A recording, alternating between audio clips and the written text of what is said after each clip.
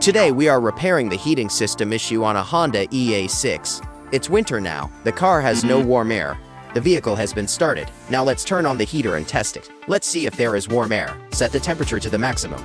Next, we will use a thermometer to measure the air vent temperature. You can see the thermometer has been inserted into the air vent. The outdoor temperature is about 16 degrees Celsius right now, but the air coming out of this vent is 12.3 degrees Celsius. But the temperature is still dropping, so there is no warm air at all.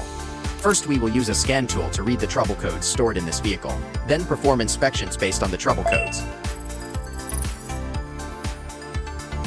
You can see the trouble codes displayed. U01687, communication lost with PTC.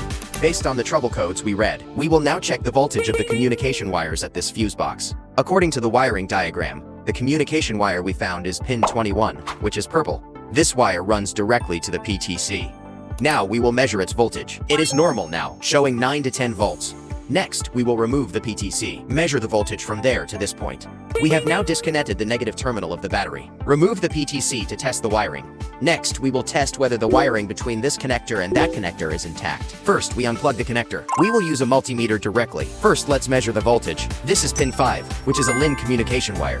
Let's probe here and check the voltage relative to the negative terminal. There is no voltage. That means this LIN communication wire is open circulated. We have now found that this wire is faulty. Now we will test the continuity of the wire from the PTC to pin 21 on the fuse box side. Set the meter to the ohm wall mega range. Check its continuity.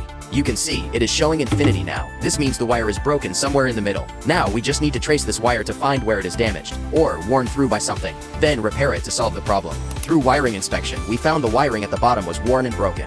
We have now repaired it. Next, we will test the continuity of this wire again. Let's check voltage. There is voltage now. This means the circuit is now connected properly. Now we will add coolant. This tank is the heater coolant reservoir. After completing the repair, read the trouble codes again. Clear the trouble codes. Enter the air conditioning system. First, read the trouble codes. There are no trouble codes in the air conditioning system. Now turn on the heater. Set the temperature to maximum.